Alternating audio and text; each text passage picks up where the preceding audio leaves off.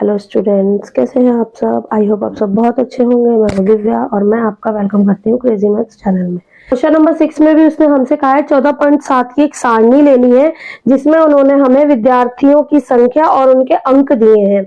विद्यार्थियों ने कितने अंक लिए, जैसे 0 से 20 तक के अंक इतने विद्यार्थियों ने लिए, 20 से 30 इतने विद्यार्थियों ने, इस तरह से संख्याएं, और इस तरह से हमें विद्यार्थियों के अंक और विद्यार्थियों की संख्या दी हुई है। उसी में से उसने हमें 2 पॉइंट पूछे हैं क्वेश्चन नंबर 6 में। तो हमारा पहला पॉइंट है कि हमें गणित की परीक्षा में विद्यार्थियों ने 20% से भी कम अंक लिए हैं, ऐसे कितने विद्यार्थी हैं, उनकी प्रायिकता बताइए। और दूसरा पॉइंट जो पूछा है वो पूछा है 60 या उससे ज्यादा, यानी 60 अंक भी हो सकते हैं या उससे ज्यादा कितने बच्चों ने लिए हैं, उनकी प्रायिकता बताइए। तो चलिए स्टार्ट करते हैं। जैसा कि हमें सारणी में दिया हुआ है कि 20% से कम जो बच्चे हैं, उन्होंने 20% से कम अंक लाने वाले बच्चे हैं 7। ठीक है, सबसे पहले हम लिखेंगे कुल विद्यार्थियों की संख्या। कुल विद्यार्थी हैं हमारे पास 90। अब पहले पॉइंट में उसने पूछा है कि 20% से कम अंक लाने वाले विद्यार्थी कितने हैं। तो सबसे पहले हम लिखेंगे, ऐसे हैं 7 विद्यार्थी। आप सारणी में भी देख सकते हो 20% से कम अंक लाने वाले बच्चे हैं 7। अब हमें निकालनी है प्रोबेबिलिटी।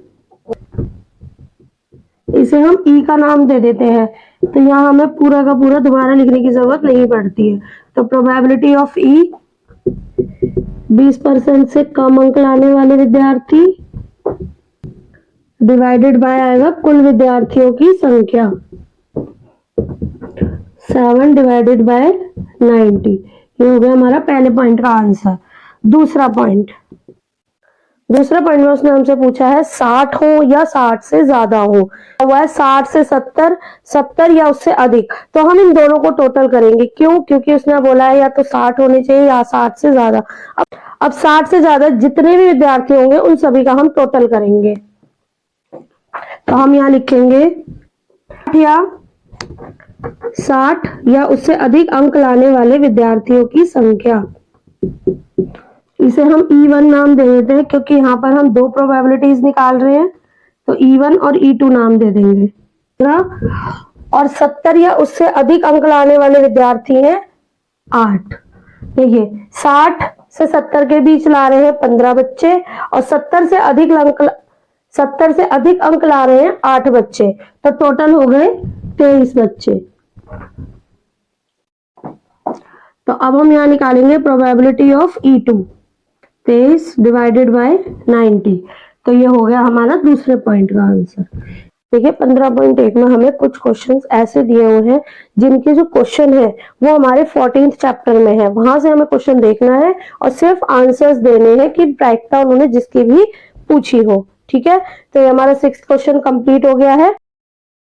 चलिए अब हम करेंगे क्वेश्चन नंबर 7। क्वेश्चन नंबर 7 में उसने क्या कहा है कि उसने कहा है क्वेश्चन में कि 200 बच्चों का सर्वेक्षण किया गया, जिसमें उन्होंने ये पूछा, 200 बच्चों का सर्वेक्षण किया गया जिनमें उन्होंने ये पूछा कि सांख्यिकी कितने बच्चों को पसंद है और कितने बच्चों को नापसंद है। तो ऐसे बच्चे जो सांख्यिकी पसंद करते हैं 135 हैं, और ऐसे विद्यार्थी जो सांख्यिकी पसंद नहीं करते हैं 65 हैं, और टोटल जो स्टूडेंट्स थे, कुल विद्यार्थी थे 200। ठीक है, अब उसने हमसे कहा है कि इसमें आपको प्रायिकता निकालनी है ऐसे बच्चों की जो सांख्यिकी को पसंद करते हैं और ऐसे बच्चों की जो सांख्यिकी पसंद नहीं करते हैं, इनकी हमें प्रायिकता निकालनी है। चलिए स्टार्ट करते हैं। सबसे पहले हमें इसमें चाहिए कुल अभिप्रयोगों की संख्या। तो टोटल स्टूडेंट्स कितने हैं? 200। तो यहां हम लिखेंगे कुल विद्यार्थियों की संख्या 200 है। ठीक है, अब हमें पहली प्रायिकता किसकी निकालनी है? जो सांख्यिकी को पसंद करते हैं, सांख्यिकी पसंद करने वाले विद्यार्थियों की संख्या। सांख्यिकी ना पसंद करने वाले विद्यार्थियों की संख्या, क्योंकि हमें जिसकी भी प्रायिकता निकालनी है उसके हमें नंबर, संख्याएं पता होनी चाहिए।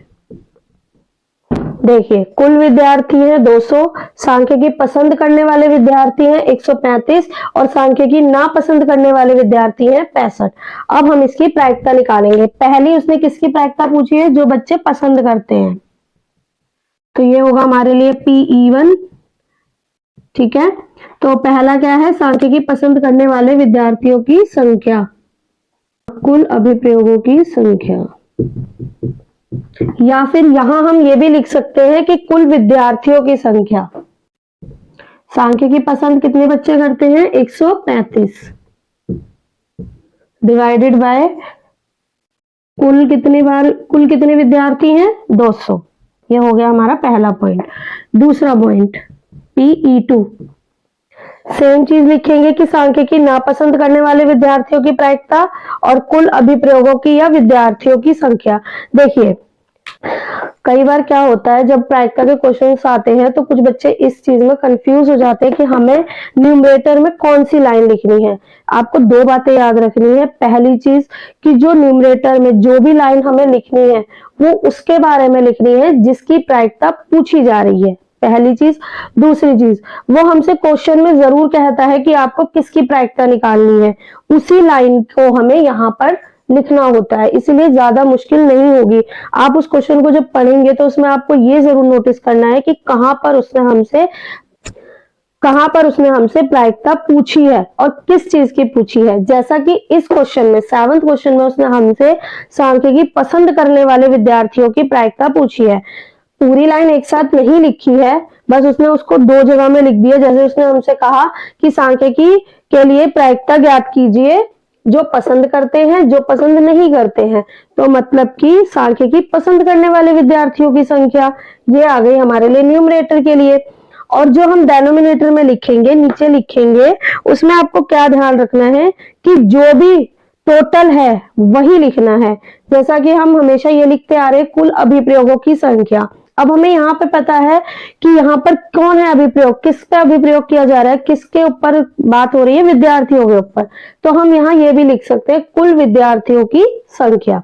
ये भी ज्यादा सही रहेगा, क्योंकि जब वैसे हम उसमें भी ये लिख सकते हैं कि कुल सिक्कों की संख्या, कुल उछाले गए सिक्कों की संख्या, इस तरह से भी लिख सकते हैं।